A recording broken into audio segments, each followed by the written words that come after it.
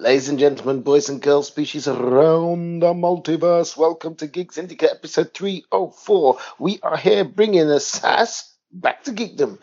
I am Monts, and with me, as always, is... He tasks me, and I shall have him.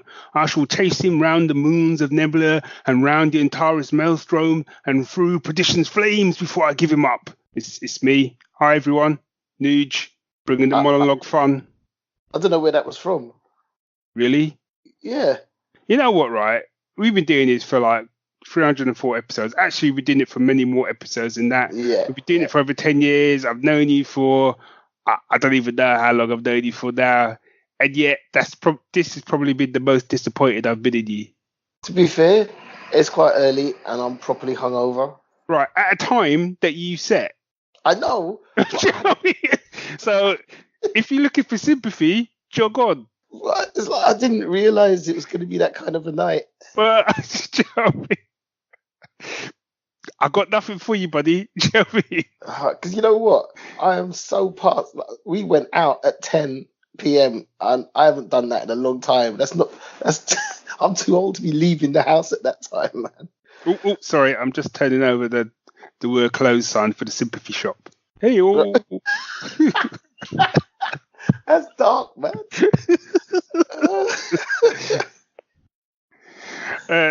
I'm not even gonna tell you what that monologue is from. That's going to be your homework to re-listen to this episode when it comes out. So when we next record, I expect the first thing for you to say is, "Oh yeah, that's from such and such," and I can't believe I didn't realise what that was. I feel stupid.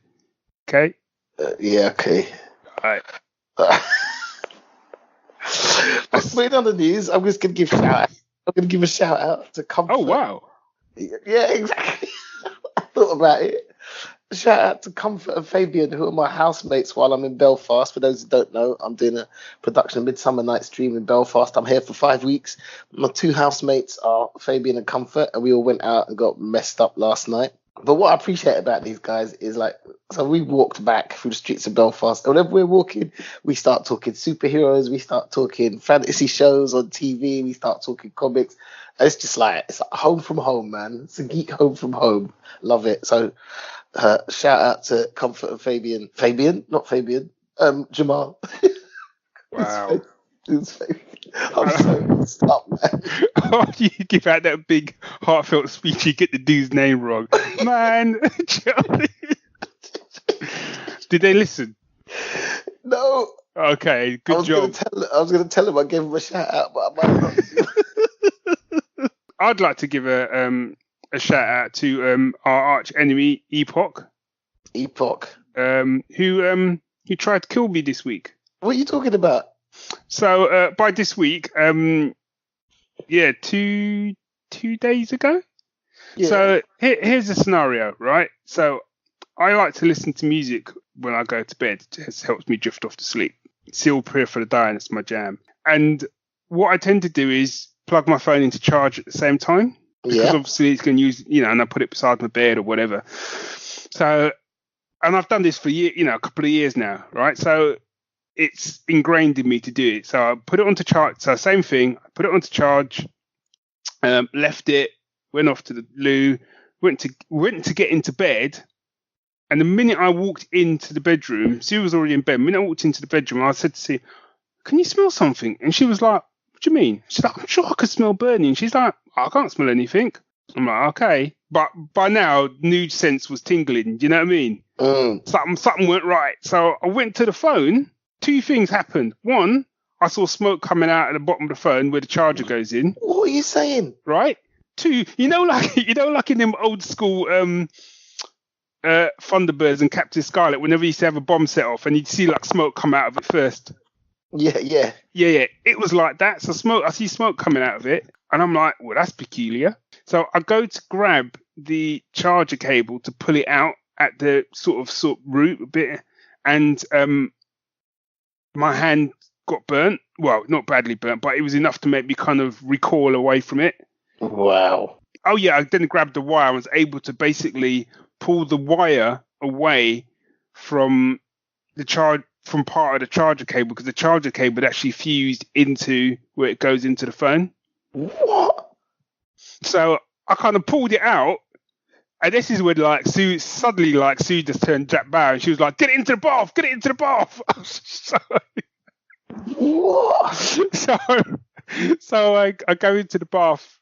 So I run into the bathroom and basically toss it into the bath, and then kind of like I was gonna have to dive out of the room, do you know? But it was all good. It was all good. To be fair, I was able to turn the phone off before I did that, so I was fairly confident the phone wasn't going to explode. But it was touch and go for a little while there. I won't lie. Wow. So saying all that, my phone is currently charging next to me, so I've clearly not learnt my lesson. But I am at the moment talking to Samsung about getting a new phone. Yeah, I should hope so. My trust has been somewhat. So yeah, last night I turned the phone off, and I just thought, nah, I'm not even entertaining that. So yeah, in my mind, that is an assassination attempt by Epoch. That was low blow, man, low blow. Low blow, Epoch. Yeah, we're still here. Still here. So is that your shout out to our arch enemies? That was my shout out. Shall we crack on some news? I've got some corky news. Okay, hit us up with some corky news.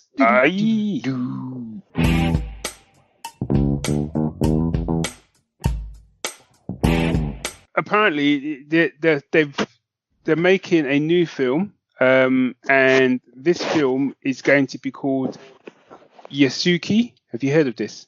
No. Okay, so you ready for this? Go on then. Because you're gonna. This is your jam. So just hold your noise until I finished. Okay. All right. Okay. A native of Portuguese Mozambique, Yasuki was taken captive and brought to 16th century Japan as a slave to Jesuit missionaries. The first black man to set foot on Japanese soil, Yasuki's arrival aroused the interest of Odawa Nobunaga, sure I got that wrong, a ruthless warlord seeking to unite the fractured country under his banner. The script focuses on the complex relationship between the two men as Yasuki earns Nobunaga's, you know, he's the guy's name, the Japanese warlord's friendship, respect, and ultimately the honor, swords, and title of samurai. What I will say before I'll say I'm done is this is based on the true story. That's what I thought. Of the only African samurai in recorded history in feudal Japan. I've heard of this guy. That that's got me all kinds of excited. Man, there's even there's a book that's coming out now, which is coming out. Oh, it's coming out at the end of this month. Called African Samurai. I mean, that name alone. African Samurai. African Samurai. I mean, because that's all you need. Look, if you're listening, makers, just call it African Samurai, and you're gonna make money. I'm there. Exactly. African Samurai, the true story of Yasuki, a legendary black warrior in feudal Japan. I'm gonna pick that book up. Actually, I'm all over that book, man. Yeah, man. No, I find that exciting because my other big thing is I don't know. I want to hear stories I haven't heard about Black history. Do you know what I mean? And that's one, and also that's one that kind of crosses over with geekdom, as far as I'm concerned. Yeah, exactly. Feudal warriors, etc., etc. So I'm all over that. As a side, before I come back to that, if you're interested in Black history and what a bit of comedy thrown in, watch Kevin Hart's Black History on Netflix. That cracked me up, man. Yeah, I'm on that. Yeah. Have you seen it? I haven't. Okay. It's actually a very good show as well, because I learned a lot as well, stuff that I didn't know, but it was also really funny. So right. Yeah. No, all I wanted to say about the actually no, I'm going to move on. I'm going to move on with my next piece of news rather than continue carrying on about. Good. No, I'm not. God damn it. So that African. So you know. You didn't really need me for that conversation. I know. So you know, I said the book's coming out, African Samurai. Yeah. Right. Here's a description of the book, which I think is a better description than the synopsis they've released for the film. Mm-hmm. Right. When Yasuki arrived in Japan in the late 1500s, he had already travelled much of the known world. Kidnapped as a child, he had ended up as a servant and bodyguard to the head of the Jesuits in Asia, with whom he traversed India and China, learning multiple languages as he went. His arrival in Kyoto, however, literally caused a riot. Most Japanese people had never seen an African man before, and many of them saw him as the embodiment of the black-skinned, in local tradition, Buddha. You know you can get black-skinned Buddha statues, can't you? See, I didn't know that. Yeah. Among those who were drawn to his presence was Lord Nobunaga, Lord N, head of the most powerful clan in Japan, who made Yoshiki a samurai in his court. Soon he was learning the traditions of Japan's martial arts and ascending to the upper echelons of Japanese society. Man, to me that's a Netflix show, man. Really, it is a Netflix show, but also it's like you have no idea that history has like certain places would have that positive image of black skin, because that's not what you've grown up being surrounded by. So hearing stuff like that is kind of mind blowing. Well, it's and the thing is, it's like this. It's like then you give my boy a samurai sword, and I'm like, okay, do you know what I mean? Look, right, as far as I'm concerned, there's either two films or two Netflix shows where I want to see. This is one. The other one is a story of Alexandre Dumas's dad, father, the Black Count, as the book's called. Yeah. Who was some badass like general in like Napoleon's army, and who the Three Musketeers and the Count of Monte Cristo especially are based on. Yeah. Both of which I was taught at school at no point until recently. I'm going to put my hand up and say until probably the Three Musketeers came out, the BBC sort of version, and Porthos was like mixed race. And there was a big hoo-ha, and then they actually came out and explained it all, his reasoning behind making those choices. I had no idea that Alexandre Dumas was mixed race. Yeah, I mean, I knew that, but it's like, see, what I would love is, in my head, there's a whole series of Netflix shows which are based around historic black characters that you had no idea were badass. So have you heard of the Dahomey Amazons? No. So I can never say it, the Dorai whatever in Black Panther, the women that like. Oh yeah. Basically, they're based on these women. They were real women. Hey, on top of that, you go watch that episode of Timeless where they met the guy who inspired the creation of the Lone Ranger. He was a brother. Ranger. Right there, exactly. And he was real. I then went and looked him up after Timeless. Guys, like, that can't be real. Yeah, he's real. Me too. And I'm like, with all these kind of, okay, but films like... But even last night, so Comfort is Nigerian. And she said when she was in Nigeria, she started to learn stories about African history with these princes and princesses and kings and the exploits that they're doing. She was like, I had no idea. And like, I don't know, as we grow up, we kind of got all these... we've got Roman mythologies, we've got Greek mythologies, we hear about Genghis Khan, we've got all this stuff. And I'm like, and the one continent that ain't covered is Africa. And it's like, you hear about all these empires. Africa had the Benin Empire, which literally stretched from coast to coast. There must have been so many stories and exploits and films just waiting to happen from that. And you're just not given none of that. And that's as what and I think from the point of view, from a geek perspective, right, rather than from a geek perspective, which is why I saw this. I was like, I've got to talk about this, because these are the films that kind of I want to see as a geek and as a black guy, rather than where they've kind of taken a pre-established white character and then turned him black or whatever. Do you know what I mean? I'm like, but you got stories right there. Do you know what I mean? Do you know what I mean? You know what I mean? It's just that's why I was like, all right, isn't it good to have a black James Bond? I'm like, well, whatever. We got James Bond. Why don't we do something original? By original, I mean we could take stories that have existed for thousands of years, but we've just ignored. I.e., just do a little bit of homework. A little bit. It doesn't even take that much. Do you know what I mean? I mean, because to be honest, this effectively sounds to me like the script of The Last Samurai. But this is real. So I don't know. Yeah, but anyway, issues aside, I'm all over that. When it comes out, man. With you. Just fingers crossed they did it right, man. Did it justice. Anyway, so we move on to week that was. Yeah, it's time for the week that was. Yeah.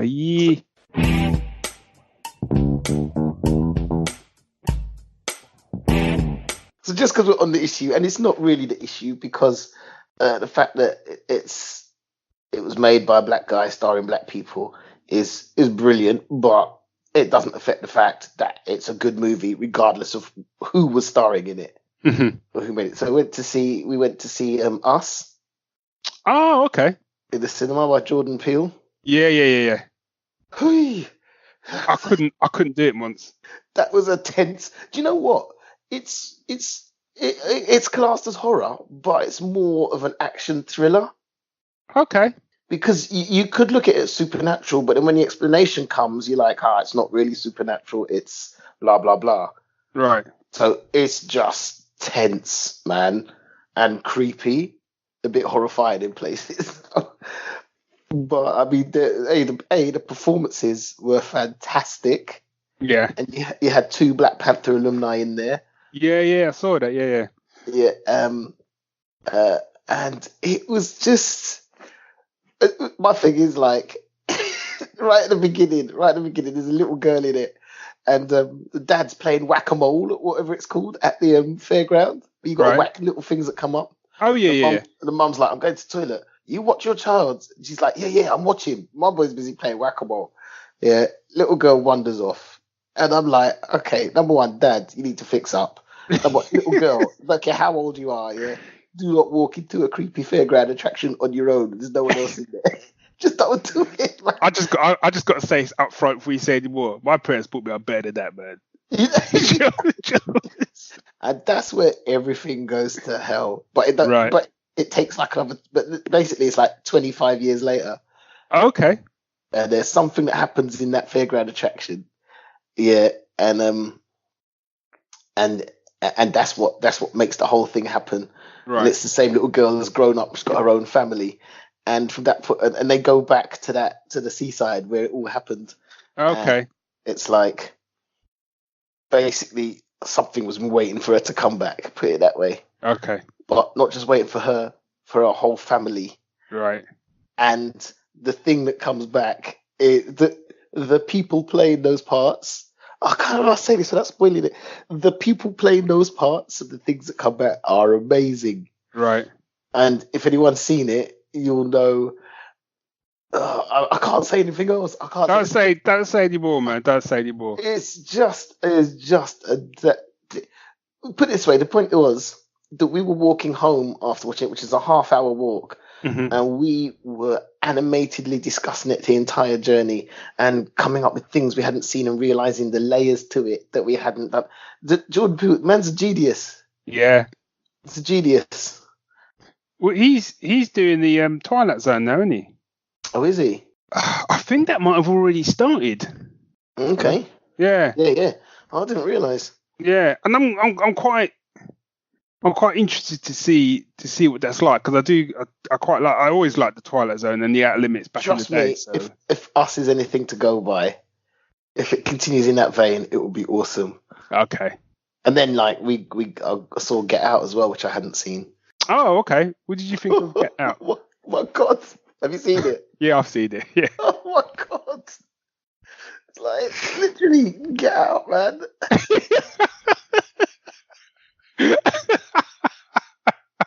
I literally spent the entire movie going, get out. I mean, I have to say, like, I really enjoyed it. I don't necessarily think it was as that was an example where like I'd just been given too much hype for that film. Mm. You know what I'm saying? When I saw it, but when I saw it, I really enjoyed it. But I thought the relationship between the main guy and his best mate. Yeah. His best mate was the most sensible man, like in pretty much any film I've ever seen. Do you know what? That's exactly what I said. I was like, that's a mentor right there, man. It's the fact my boy went to do research and everything. You know what I mean? We were sitting there watching it, going, you know what? Everyone needs a friend like that. Everyone needs a friend like that. That was my takeaway from Get Out: is everyone needs a friend like that. Yeah, exactly. All right, Us. Okay, all right. I need to give that a look-see then. Yeah, no, definitely. But it will freak you the hell out. See, that's what worries me, man. Because I saw a trailer for it and I just put that on. I was like, nope. What was it about the trailer that made you do that? It freaked me the hell out. What was it, Johnny? Because I don't know what the trailer gave away. Well, you see, now that you've watched it, go and watch the trailer, and you'll understand why I wouldn't watch the film. Okay. Because the trailer scared the bejesus out of me, and I was just like, I'm not going near that. And Sue really wants to see it, and I'm like, nah. Nah, I'm like, you watch it on your own. And tell me, and she's like, I can't watch it on my own. I was like, well, then it's not. Do you know watched. what? You'll be fine as long as you don't go to a fairground and walk into no dumbass attractions. Right. Are there clowns in this film? No. Okay. No. Watching it, there was a clown in it. I was going to say, because no amount of it's an amazing cinematography. Nah, I'm not. Nah. No clowns. Let's move on, man. Let's move on. Right. The Traveller. Yeah, so to mix up a little bit, I've got a graphic novel. This is by Neil Gibson. Does that ring a bell? Did dark stuff? Neil. Yep. And Tassos Anastasios. Tassos. Neil Gibson and Tassos. This whole. You know what, people? Seriously, I'm gonna put a thing out now to say, like, you know what? If you got a complicated name, just on your website, put it in phonetic. What's the word? Phonetically, so I can pronounce it. Thanks. That's funny.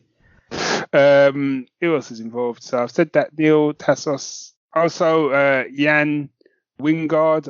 That looks like I've said that wrong. Who's done the colours, and letters are by Haas. Did the letters? Let's just cut to the chase. Wow, I've just murdered that creative team, man. I'm sorry, sorry, guys. So this is The Traveller is a story about Yosef, a poor shepherd from Georgia at the turn of the 19th century, lonely and depressed with only diseased sheep to his name. Yosef decides to. Can see why he's depressed. It's actually the panel I'm looking at. It's just got a sheep in the background. And it's him writing a diary. This is the first panel that I've got. It's him writing a diary, and it's got a sheep in the background, and it's got "Life is shit." He's written. It's like, yep, it is, Yosef. Yeah, so with only a diseased sheep to his name, Yosef decides to end his life, but strange things are about to happen to him. And this is I would say before you can pull the trigger, an otherworldly traveler appears before him. I won't say anything more, even though they do tell you more, because this is a Kickstarter. It's one of these things that I've started to see them do now with a lot of comic Kickstarters. Is the comic itself is already done, and this is more about covering the costs of the print run, and obviously, whatever's left over to pay themselves out of that, I guess, and I've seen more people doing it. I know Steve Tanner of Tpub Comics, he kind of that's a lot of what he does. So he kind of very much looks at it as a sort of pre-order almost. Right, gotcha. So because of it's basically to explain how I was able to get a copy of this. So Neil sent us a copy to review. But yeah, so basically you've got this guy, his life has just gone to hell in a handbasket, which you find out in the first couple of pages, like crappy this guy's life is, and he decides to kill himself. But before he can do it, things sort of kick off, and he kind of goes off on this kind of adventure where he's able to travel to different worlds. Okay. I won't say how he becomes able to do that, because I think that kind of gives away a little bit too much. And so overall, I really enjoyed this comic. The story did not go where I expected it to go. That's always nice. It really didn't.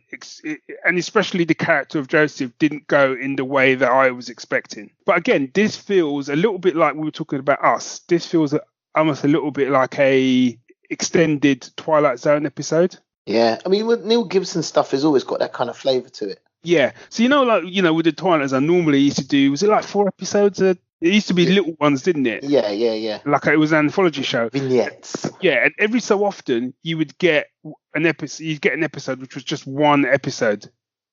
Yeah. I can't remember if the one with William Shatner was one of those ones. I can't remember. But that's what this one feels like. This one feels like a feature-length Twilight Zone, because it's a graphic novel, so I think it's 120 pages. The art is lovely, really kind of really colourful. It's got a real steampunk flavour to it. Couple of nods to the Rocketeer in there, just in terms of some of the costumes and stuff, which I'm a sucker for the Rocketeer. So yeah, I would highly recommend people pick this up. The Kickstarter is currently at 50%, just over 50% of their goal. They've still got 21 days to go.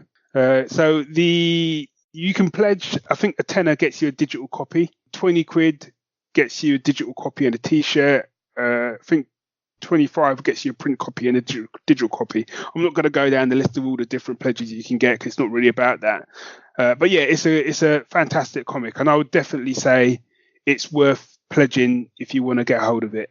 Yeah, cool. Yeah, sounds good. Yeah, and I quite like the fact it's a Kickstarter where I know that if I pledge my money, I'm going to get something at the end of it. I'm definitely going to get a comic rather than it's already done. It's already done, yeah. So I really kind of like that idea. And there's a couple other ones that I've pledged and I've actually received digital copies of, because the comic's already done. So yeah, it's a great idea. Well worth your time, peeps. The Traveller, cool. I've been reading a couple of some DC comics. Okay. But someone's given me the Comixology login. The fools. The fools, exactly. And I'm just reading some of the stuff they've bought. So okay. This is the equivalent of sitting on the table behind someone, sitting on a chair next to someone on the tube, and then just start reading what they're reading. That's exactly what it is, man. I'm not even ashamed. So I'm like, okay, you know what? Let's see what DC's doing, and it's like basically I'm reading Brian Michael Bendis. Oh, okay. Fair G's. So Brian Michael Bendis, for those who don't know, was a big time writer at Marvel Comics, did so much for Marvel, and then left and got a contract with DC. And he created Jessica Jones, who had her own TV series and one of my favorite characters in Marvel in the comics. She was one of my favorite ones on the TV with the first season anyway, but her comic just far outshone the TV show as far as I was concerned. So he's come to DC, and I remember thinking at the time, I was like, you know what? I'd love to see him take on a street level character like The Question. Yeah.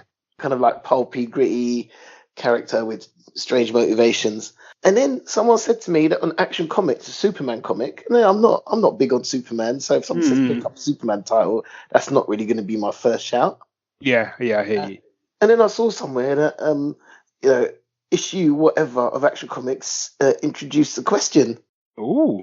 And I'm like, it's old school Question, like Vic Sage. Yeah. The original. And I'm like, okay, that's my boy. So basically I started reading from the beginning of Brian Michael Bendis' run on Action Comics, which I think is issue 1000 or 1001, something like that. Okay. It's good, man. Is it? The first couple of issues, I'm like, yeah, standard Superman stuff. But then you kind of get into this actually doing some proper investigative journalism. Because right. You know what we always say about Batman is that people don't really take on the detective element of it enough. Yeah. And I suppose maybe that's true for Superman in investigative journalism. So you see that going on. And you're like, he's no Batman, but he's got the chops, you know what I mean? Right, I hear. Okay. And there's a new villain called Red Cloud, who's basically like a red gas and just like kill people like a gas and disappear. Right. And she goes toe to toe with Superman and basically almost takes him, kind of almost wins. Right. And it's like, she's like, you see her going, I can go toe to toe with Superman. That changes everything. And then it's working out who it is because it's like one of 4 people that he knows. Oh, okay. And stuff like that. And I just found it intriguing. And there's big conspiracy going on, and it's trying to work it out. Of course, there's a conspiracy and the questions involved. And my boy's literally like, just all the criminals in a room, and one guy's chatting, and he's like, "Why's everyone looking at me?" And he goes, "There's a no-face guy behind you." And then the lights go out. He's like, "Where's he gone?" Lights come back on. Everyone's messed up. He's like, "Tell me what I need to know." It's like, yeah, question. So, to my utter surprise, I'm really into a Superman comic. Wow.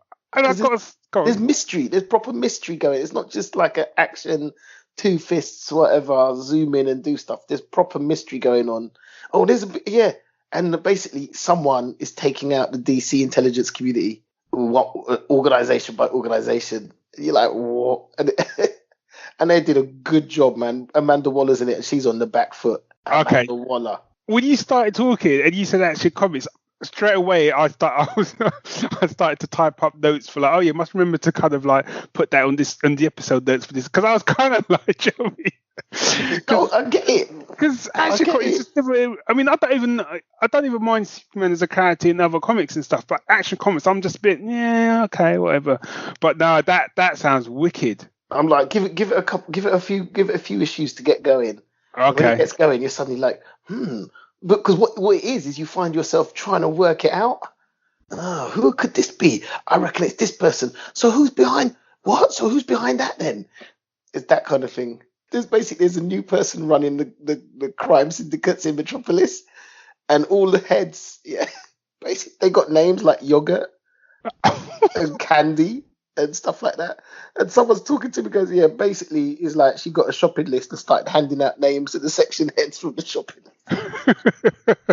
Right. So I've just gone onto Amazon just because it's the first place I saw Action Comics Volume 1. So I'm going to look to see if I can get this on Comixology, but so it starts with issue 1001, so it needs to cover that issue. Okay, I'm guessing it because what I did was I typed in Bendis run and it said Volume 1, Michael Brighton is Bendis. So I'm assuming, because it says the blurb is a new power called the Red Cloud has taken over the city's underworld, and it's like nothing. And you know what? If you get the chance, just check out some of the covers, because some of the covers are tough. Okay. But what I wanted to read this out. So it's actually Volume 1. Do you know what the title is for Volume 1? No, I don't. Right. Invisible Mafia. Done. Yeah. Done. Done and done. So, I got to say, man, after last week's... what was the one you told me about last week? Bronze Age Boogie. Bronze Age Boogie. I thought, you know what? Monts can't top that. But... Invisible Mafia. What? As a title, literally that was all he had to say. It's by Michael Brian Bendis. Volume 2, which isn't out yet, it's called Leviathan Rising. Oh, you can't see, but I'm throwing money at the screen, Joe. Wow. Okay. Nah, wow. Listen. If you just do a little Google right now for the cover of issue 1008. Is this one with Jimmy Olsen? Yeah. Yeah, all right. Yeah. You know what I mean? Wait, Jimmy Olsen looked kind of got some swag, man. And then the cover of 1002 has got that Superman, and in the shadows it's like a big metropolis. It's the shadow of the Daily Planet building. Right. And it says, what lurks in the shadows of Metropolis? Yeah, I'm there, man. I'm there. Yeah, I was going to give you another one to look at, but I can hear you're sold, so... You know what? Yeah, it's all good, man. It's all good. I've got two things quickly. First one is Game of Thrones. For everyone who's going, and reaching, don't panic. I'm not going to spoil anything. You're all good. I just want to say I've watched the first 2 episodes of the last ever season of Game of Thrones. Can I just say... Yeah. Will you say anything else? See, I stopped watching at the end of season 1, not because I had a few problems with it, which was mostly to do with my principles. But I did really enjoy it, but I didn't feel the need to go back. And I wanted to, but I didn't go back. And every time I thought about going back, it just looked so bleak and grim. I couldn't handle it. And like the amount of injustice in that world, I couldn't deal with it. I thought, no, I'm not in that place. You said something on social media today that made me go, okay, maybe I need to go back.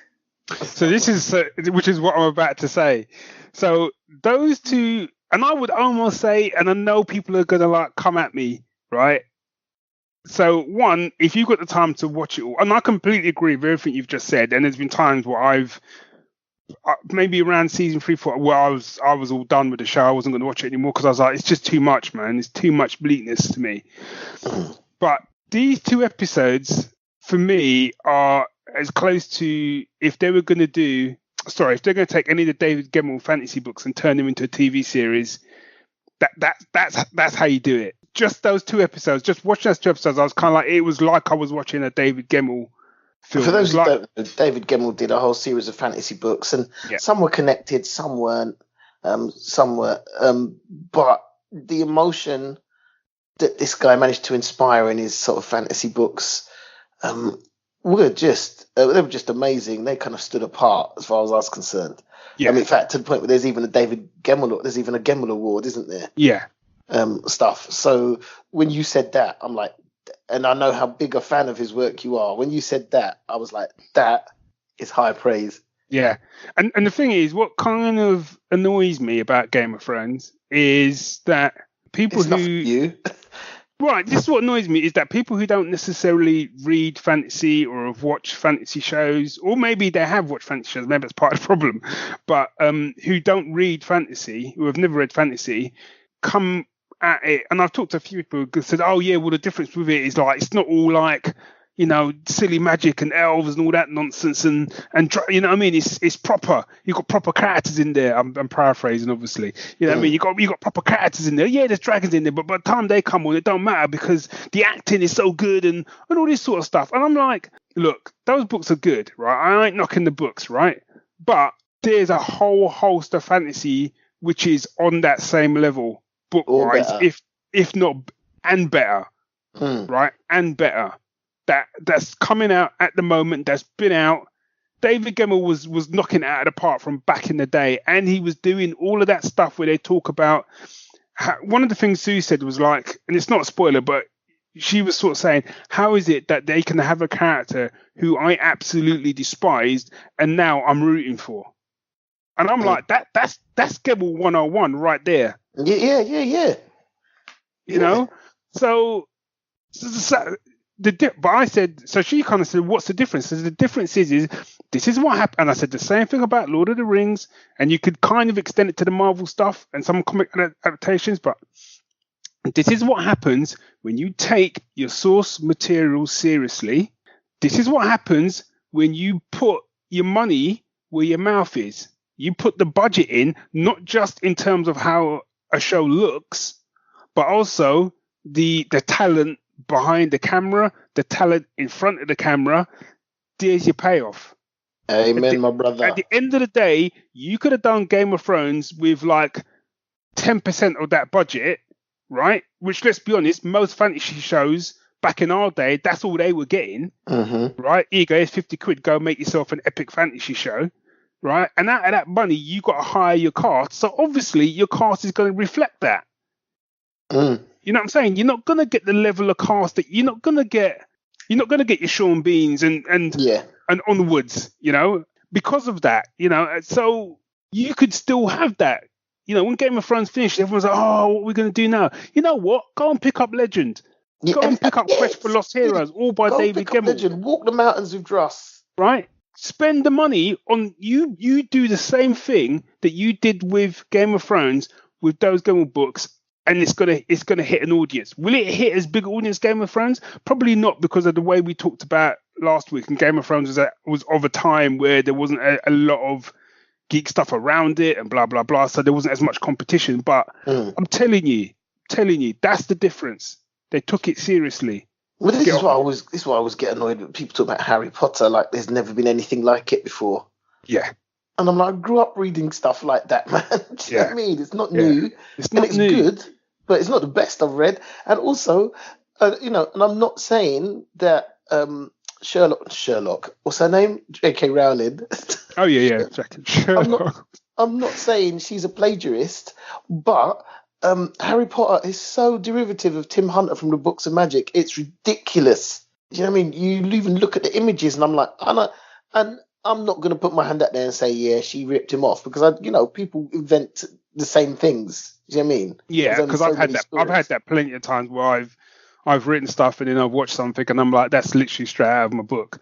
Like, you can't convince people of that. People are just like, you've just nicked that. And I'm like, I really haven't. But that's life, you know. But the thing with Harry Potter, they threw the money at it, they threw the talent at it, and it worked. Yeah. It's like there's a zeitgeist that you think, what is it about that particular property at that particular time that catches the public, where there's other properties which are just as good which don't catch the public? Do you know what I mean? Yeah. Anyway, quickly before we move on, I just want to say I watched the trailer for, and I'm going to say this because I know you've seen the trailer. I watched the trailer for, is it Hobbs and Shaw? Oh my god! Oh my god! Right now, I don't know what, because they've put out 2 trailers. Right, so I watched the first trailer and I thought that's pretty exag, right?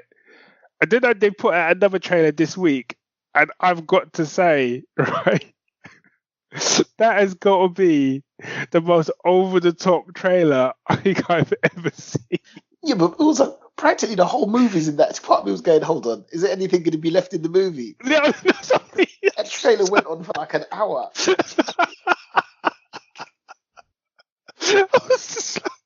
Because the trailer that I've seen, it starts with where they fight. They both got go down a corridor. Yeah. It's that one when he picks up and Jason Statham picks up the guy and he's hitting him against the retina scanner. Like, they're in different corridors, and like my boy's only got one guy. Yeah.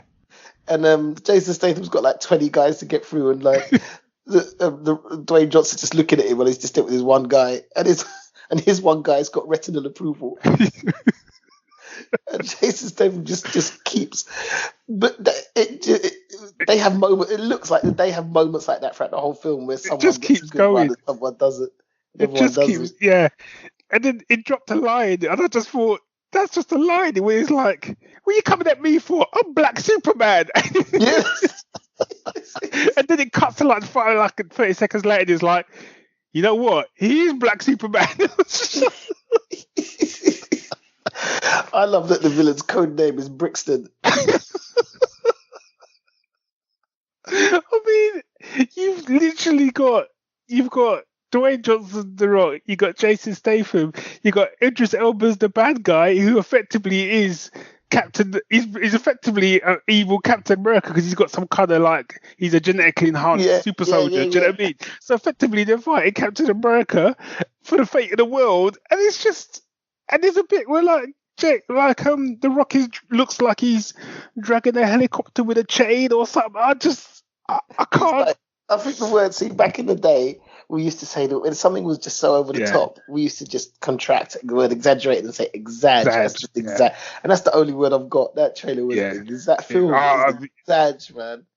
But you know what, right? That isn't even, and this sounds like a diss to the film, right? And it's not, right? For me, that's not a movie film. That's not a cinema film for me. That is when that film comes out on DVD. That's me getting a shit ton of booze and food and some chicken and sitting down and just putting it on and just letting it and making noise. Because if I saw that in the cinema, they'd kick me out because that's just like Exactly. The three of us were sitting here watching Get Out, and we were banging on the table. Yeah. And it was like when he's messing people up at the end, we were just going, God, never wanted to hurt someone so badly. Kick him. We're just getting involved, man. Yeah, that on his face. No, that trailer, man, that trailer. So that's the trailer for. You probably learned nothing about. We saw that trailer in the cinema, and first of all, we're sitting there with my mouth open, and by the end of it, I was just in tears of laughter. No, I mean, I understand now the phrase like throwing everything in the kitchen sink. Yeah, because I half expected to see it end where like someone actually gets hit with a kitchen sink, just in case you didn't get the metaphor. Because wow. It's got to have given away the whole film because I can't believe they've got more exact stunts than that. They can't be. Whenever you see a trailer that long, well, see that's the danger because I'm looking at it going, that looks great. I mean, totally over the top, great. But whenever you see a trailer that long, all the best bits are usually in the trailer. You know what, right? I don't care, Monts. Why don't you just go for the trailer and repeat? Because if they're the best bits of the film, right, that's fine. Because I'll still watch the film because I know good shit's coming. That's cool. I don't mind. You got Maoris in there doing Maoris. It's just seriously. I kind of wish I hadn't seen that bit. So what I want to say to people is, if you like Hobbs and Shaw because they come from the Fast and the Furious franchise, right? So if you like them from the franchise and you're going to see this film anyway. I haven't seen it with Fast and the Furious. Is the Fast and the Furious got that same tone to it, or what? That's where it goes now. When you get up to like probably 6, 7, that's what you're getting. Okay. You're basically getting Bond, but with fast cars. Do you know what I mean? Have you seen them all? Yeah, I love them. Seriously? I love the Fast and Furious films, man. Love them. Because you know you're getting. But I would say you can. No, I haven't seen Tokyo Drift because they didn't have the main guy. I would almost say watch the first one. If you're going to do it, I'd say watch the first one so you get the lay of the land, and then you could probably skip ahead to probably, I think it's 5 when they come back into it, because they bring back in Vin Diesel, because he kind of left the series. Right. And it literally starts off just being about street racing, and then it's just, now it's effectively them saving the world in fast cars. It's like a cross between like Dukes of Hazzard and Mission Impossible. Do you know what I mean? It's just like, okay. I was like, I'm like, how could this be a thing? I don't understand. Put it this way: the last film, right, involved them driving I think they're in the Arctic, being chased by a nuclear submarine. Okay, then. I don't even know what to say to that. And The Rock deflected like an air-to-air missile with like a piece of metal. Okay, I've got nothing. So when you say that trailer's exag, it is, but that's fairly standard for where they are now. Okay. You know what I'm saying? So anyway, so what I want to say is, if you like Hobbs and Shaw in the Fast Food franchise and you haven't seen his trailer yet, don't watch the trailer. Right? Yeah, don't. If you're gonna see this film anyway, don't watch the trailer. That's what I'd say. Or just limit yourself. Watch 30 seconds and then done. Yeah. Because wow. Anyway, Maine. Yeah, it's time to talk about things.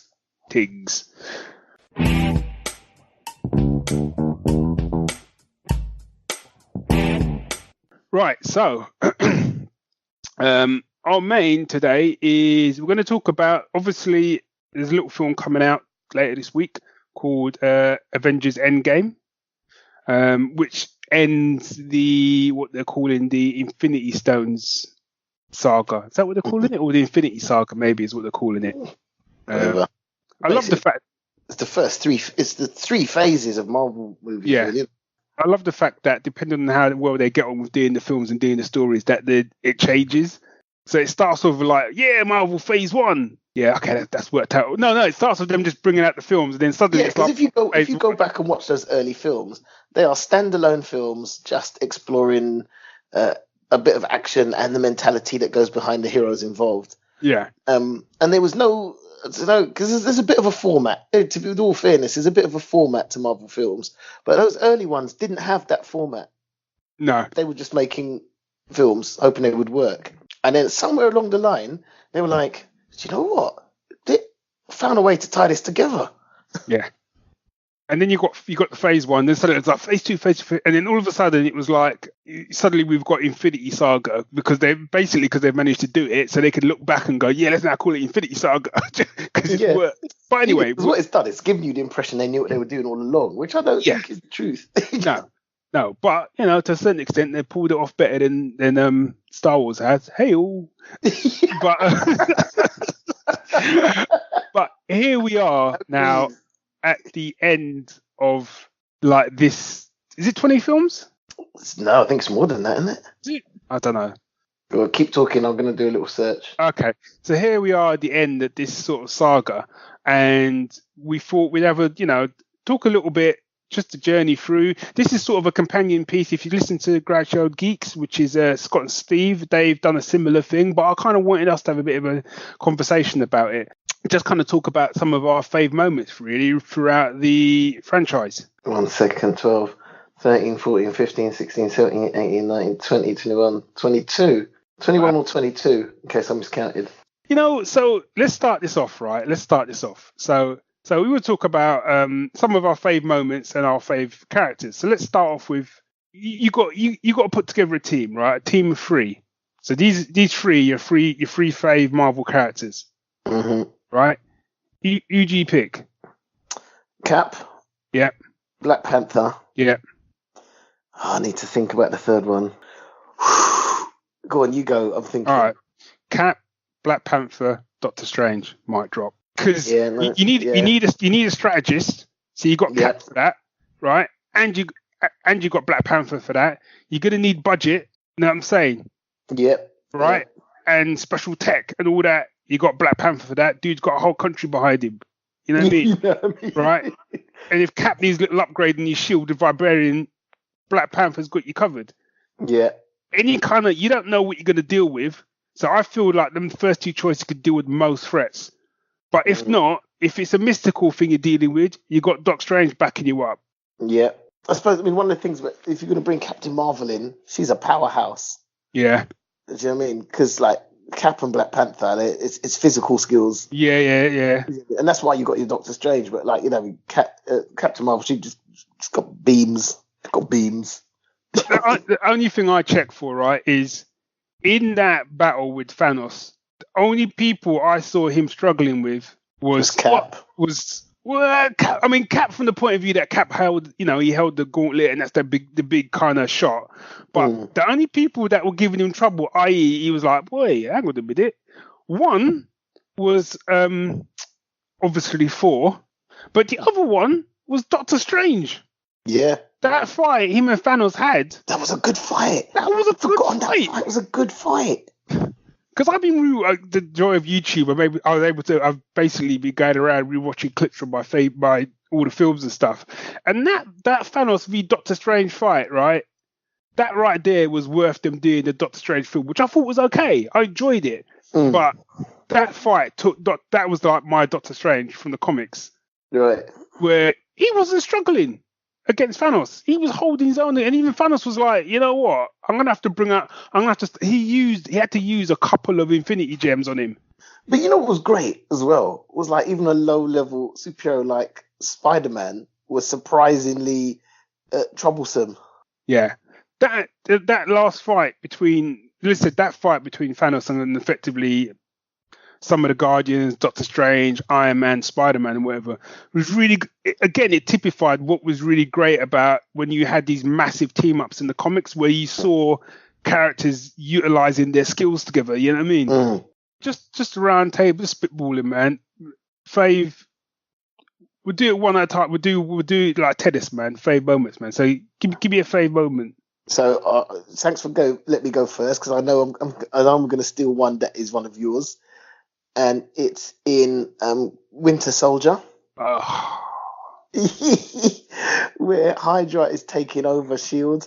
and they're trying to launch the helicarriers, and they go into, like, this computer room, and they're like, right, launch the helicarriers. And this guy, all he is a lowly computer tech. He ain't got no field training. He ain't got no combat skills. And he just sits there, he takes off his headphones and goes, I can't do that, sir. He goes, launch it. He goes, I can't do that. And he's prepared. He's scared. He's facing death, but he knows what it means to be an agent of S.H.I.E.L.D. and he holds his ground. And for me, that was... And then shortly after that, you got, like, Cap makes his announcement, Hydra's all around you. Suddenly everyone's pulling guns, holding it, someone going, who? I mean, the whole moment was fantastic. Yeah. But that computer tech, just showing you what it means to be an agent of S.H.I.E.L.D., whether you got field training or not, no fancy moves, agent of S.H.I.E.L.D. I was like, I wanted to salute the dude. Yeah, it's the fact where he just goes, I'm not going to launch those ships, captain's orders. I was like, damn. Captain's orders, yeah. That dude's got a backbone. Yes. Because I know if I was in that situation, you'd have heard them keys tapping straight off, man. Okay, yeah, right. Get that ship up right now for you. And I was like, so comfort in the house. She goes, would you like to work for S.H.I.E.L.D.? And I was like, yeah. I'm not sure they'd have me, though, because I ain't got no backbone. Launch those helicopters, okay. Yeah. Okay. Well, yeah. If we're on Winter Soldier, just get out of the way, man. I got a couple, man, but one of them actually. I'm trying to pick moments as well that aren't like your typical ones. I really like the start of that film, where it starts with Sam Wilson and he's just jogging. Yeah, on your left. He's like, come on, man. I've rewatched Winter Soldier the other day and. I watched it yesterday. Yeah, it's one of the best, like, friendships. Yeah. Into the way they set yes, I know that he's friends with Bucky and everything, but the way they set up the meeting with Sam, and he's kind of like, it starts off with a kind of bit of banter, and then literally Cap's kind of like, I'm done talking to him, not in a bad way, but it's like, yeah, good to meet you, almost like you've met a fan. You know what I'm saying? Yeah. And when he starts talking, he's like, yeah, good to meet you, Sam. And when he walks off, and he's like, it's your bed, isn't it? And he's like, what? And he's like, yeah, it's your bed. Yeah. It's the same for me when I got back, and then from that moment, something shifts in Cap. They connect. And there's a connection there, and then they keep building. So when he goes to see Sam at like where Sam works, and he's talking about like, you know, coming back from like the tours and stuff like that. And they start to connect more and more and more, and there's a respect that brews between the two of them. So the fact that when Cap gets in trouble, he's like, I don't know where else to go, man. I'm gonna go to the one dude that I know that I can trust, even though I've only just met this guy. You know, and there's another bit in there where like Cap's basically telling him, like, I'm gonna go after Hydra, take it all down. He's like, look, man, I got whatever you need, I'll get you back. I just thought it was brilliant. But we started laughing because it's like, as the film went on and Steve's going out of his way to like help Bucky, you always see Sam going, but I want to be your new best friend. There's a bit where they're kind of trying to hide in plain sight. They've both got the same baseball cap and sunglasses on. He's like, he's trying so hard to be your best friend. However, I have to say, in terms of like proper, one of the best moments in a Captain America film, because you think there's separate moments, but it's actually one sequence, right? It's one sequence. And me and you went and see it together, innit? From the moment he got into that elevator, right? Oh, man. And this is Captain, and again, like Monts, I've got to say, Captain America has never been, and I'm a Marvel comic fan from back in the day, Captain America's never really been a guy he's never been my go-to character, you know? When guys are getting in that elevator, you can see Cap's situational awareness go up. Yeah. It starts off with him being like, just in the elevator, to kind of like, all right, it's on. I know what they're trying to do, you know what I mean? He looks at that guy as a black guy's got a suitcase. Yeah. And the guy's just got a bit of sweat rolling down his head. Okay. Yeah. And I was like, look, there's all these dudes, and my boy's still sweating because he knows there ain't going to be no ride in the park. I just love to drop the line. It was just like, does anyone want to get out before we get started? I'll be pressing the button same speed, man. You know what, guys? Yeah, it's my floor. Just going to... There's more than enough for you to handle this. I'll just, you know what I mean? I'll watch on monitors. But even after that wicked fight scene, you think it's done. But when you get to that bit where he kind of, there's a bit where he kind of dives out the window and he drops, I don't know how far, and the guy's on the monitor going, "Are you kidding me?" when he gets up. And it's just like, you just watch him. No, but so when he lands, because he uses his shield to take the blow, but you can see my boy, you know. Actually, Captain America's hurt. Hurt. Yeah. You can see it, but he can't stop now. And then it's like in the next scene, he just takes out a Quinjet like it's nothing.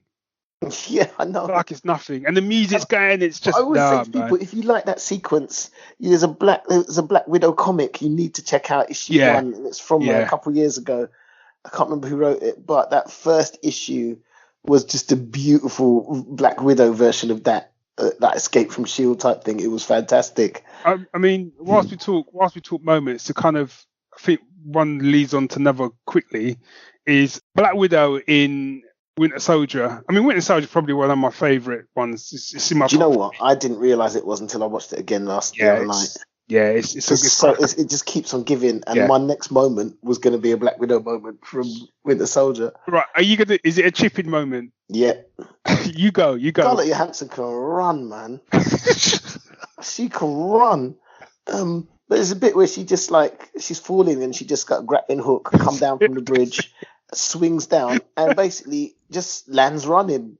Don't break a stride. It's just. And she does so many acrobatic moments, which are they're beautiful to look at. Yeah.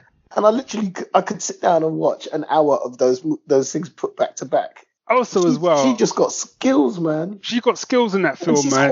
She ain't superpowered. Yeah. She's holding her own. And weirdly, she's got more skills when she's just like in her regular clothes than when she's all done up as Black Widow. Yeah. And you get a sense, and you start to get, what I quite like as well is you get to see the spy stuff much more from her as a spy, not just as, you know what I mean, someone who can kind of fire discs at her arms or whatever. You get the spy stuff, and you get the difference between her and Cap as well. Yeah. And also as well, and I think someone else touches, what I quite like about it is there's no romance between the two of them. They're mates. Yeah. She's got some great one-liners, though. Yeah, she's got some corkers, man. Also, her introduction in the first Avengers film as well was awesome. I can't even remember. which they've got her tied to the chair. They're beating her up. Oh yes. And then Coulson rings her, and she's kind of like, "What are you calling me for, man? They're telling me everything." You see the guys in the background going like, "What?" Like, one of the things I liked was because where she was trained, the horrific training she had, there was more of them like her. Yeah. And what happened in the Peggy Carter series, Agent Carter series, when I think it's the second series, she starts to face someone who's from but it's back in the day, back in the 50s, but she's starting to face someone from that same project that made. She was in the first series as well, that woman. Oh yeah, okay. Yeah. Bridget Regan. Yeah. Love her. And you just think the moment you realise what she is, you're like, oh, it's on, because that's some hardcore training. You basically, she could go toe to toe with Black Widow, and you don't know who'd win because they're coming out the same place. So when she was like, yeah, and you think there's all of these characters have got so much to explore, which I think one of the things, and I talk about this a lot. So I don't know if it's one of my favourite moments, but it's one of my favourite concepts is the whole Ant-Man. Because while everything was getting higher and higher stakes, he brought it down to a family level. And I really appreciated that. And his motivation was his little girl and keep his family safe. And you got these big fights that happened on their toy train set. Yeah. And it was just like, there's this bit where there's a train coming and it's going to hit him. And then when it pans out, it's just like, choo, choo, choo, boop. And I thought it was just genius because it just took it to another level that Marvel weren't doing. It just brought it all back and made it kind of like homely, and I really appreciated what it did there. And also as well, it started to play with the concepts that it had done before, and effectively, yes, it's a superhero movie, but really, it's a heist movie. Yes. It's like it's almost like Ocean's 11, but with superheroes added. Yeah. And it started to play with the idea that we can do different genres within another genre. But for me, going kind of epic again, I think for me, like, the solo films are great. I weirdly, like, I really enjoyed Iron Man. I haven't seen Iron Man in a long time, so I don't even necessarily remember any moments from it. And probably the same for, actually no, the moment I remember from 4 when I first saw it was when he gets stripped of his powers and his hammer by Odin and gets cast to Earth. That's some like Shakespearean level business going on in that scene, man. I enjoyed because we watched it all again just before Infinity War came out, and I enjoyed the Thor films more than I remember enjoying them the first time. Yeah. Even the second one. See, and I really like this. I really like the second one. For it is I just think it gets a bit unfairly maligned, as it were. I know everyone raves about the third one, but I enjoyed the third one. But like I said, that's when they started to change what 4 was like for me, which I feel got addressed a bit in Infinity War. I think they found more of a mix between the two. But yeah, in terms of moments, I still say one of my stand-up moments throughout all of those films was a lot of them come from Avengers, the first Avengers film. And it's the moment after, like, Stark and Steve have their bit of, it's after Coulson dies and they have the big conversation about what we're going to do. We need to get our shit together, basically. Yeah. And the scene, and I call the scene getting our shit together scene. And it's basically, you see, it's when he goes in to see Black Widow. He's like, yeah, it's time to go. And she's like, where are we going? So I'll tell you on the way. He fly one of those jets, and then Hawkeye comes out of the bathroom. He's like, I can. And he looks at Black Widow, because obviously his only interaction with Hawkeye is the bad guy. Yeah. Right. And he literally just looks at Black Widow, and Black Widow just nods at him as if, like, he's okay. He's like, all right. And he's like, he just looks at him, you got a suit? Yeah. Suit up. I was like, yes, on now. And then you just get the scene of all of them effectively suiting up, and getting their shit together. But it's just Thor just charges himself up to get, like, his armor, and it's just, even now it just gives me chills that was the moment where I was like, they're going to pull this off. Up until that point, even watching the film, I was enjoying it, but I'm like, how are they going to pull off having them all together? And then you got that scene, I'm like, I just settled back in my chair. I was like, they got this now. Even before you got to that big scene of, like, Banner guy and I'm always angry, I'm like, yeah, they've got this covered. What was the one where you talking about the same moment? There was a bit where they were utterly beat, and they were like in the Quinjet, and they're all just No, that's Age of Ultron. It's after she's done the mind stuff on him on Dementia. Yeah, and it's like you've never seen them look so defeated. Yeah, they were just beat, man, and it was just that moment of you sitting there going, "This is hard. This is actually hard to watch." Yeah, and the fact that they got to come back from that, I was like, "Yeah, nice." I just like that moment. However, I could do this all day. Okay, what I want to say if we round up is what I hope. It's the one thing that I hope to see that I haven't seen yet, that I hope to see in Endgame, and that is that Cap says Avengers Assemble, and literally every single character that has been in any of them films is coming for Thanos in one shot. That would be bad. That would be bad. Because he's not said it. He hasn't said Avengers Assemble. Yeah, and even if it's just, or on the flip side of that, even if it's just the main sort of core cast. Do you know what? As you're speaking, I'm like, someone, and I know we've talked about it, but it's just kind of hit me. Someone, to make this film epic, someone has got to not make it. Yeah. The stakes are the stakes and the powers that you're dealing with, in my mind, is too high. If everyone walks out of this, I know it sounds a bit dark to say, but if everyone walks out of this unscathed, I'm going to be disappointed, slightly disappointed. Oh, can I just say, so in an upcoming Marvel movie, one of the main stars is someone we've had on the show. Ooh, the guy playing opposite Black Widow is someone we've had on the show. Who's that then? His name's Oti. He was in Doctor Who Silence in the Library. Oh, wow. Yeah. Yeah, he just announced it on his Facebook page. He's going to be playing opposite, what's her name? ScarJo. Yeah, Scarlett Johansson. Right, you know what? Round up.